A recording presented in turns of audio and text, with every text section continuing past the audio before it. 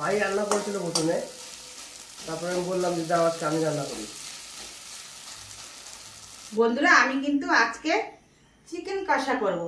তার জন্য দেখো প্রথমে আমি একটা কড়াই দিয়ে দিচ্ছি। কড়াইতে কিন্তু আমি পরিমাণ মতন তেল দিয়ে দেব।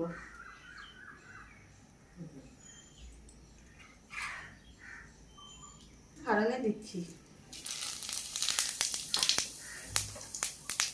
তারপরে আমি কেটে রেখেছিলাম পেঁয়াজ, ওটা দিয়ে দেবো।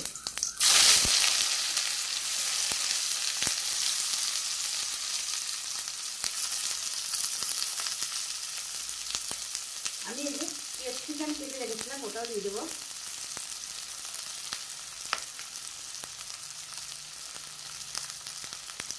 আমি একটু নিয়ে দেবো। তো বন্ধুরা দেখো, পেঁয়াজ ক্যাপসিকাম মানে ভাজা ভাজা হয়ে গেছে।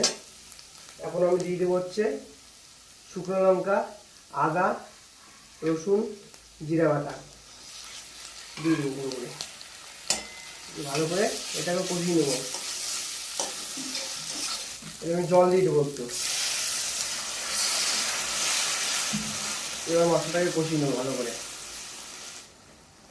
পরিমাণ মতো হলুদের গুঁড়ো,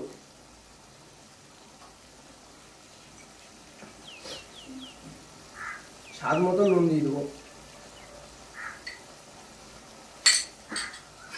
ভালো করে নেড়ে দেবো।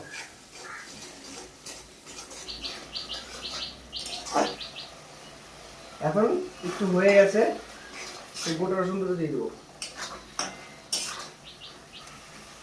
টমেটো কাটাটা দিয়ে দেবো, টমেটো কুচি।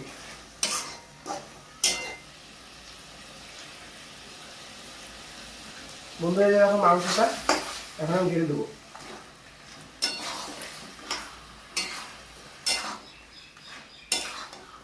তো আমি এখন ওটাকে ঢেকে রেখে দেবো কিছুক্ষণের জন্য। 10-15 টাকা থাকবে। বন্ধুরা অনেকক্ষণ হলো, একটু আমি নেড়ে ছেড়ে দেবো, ঢেকে দেবো। বন্ধুরা দেখো কি সুন্দর, এখন কি সুন্দর কালার চলে এসছে। দেখো দেখো কি সুন্দর আলুটা গলে গেছে। দেখো দেখো। তো কয়েক পিস উঠিয়ে নিয়ে জল দিয়ে দেবো আমি।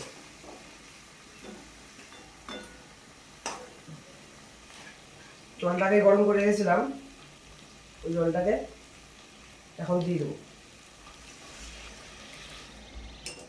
তো বন্ধুরা দেখো প্রায় হয়ে গেছে, নাড়াচাড়া দিলাম, হয়ে গেছে।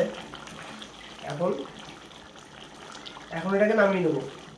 এই দেখো বন্ধুরা কি সুন্দর হয়ে গেছে, রেখে দিলাম।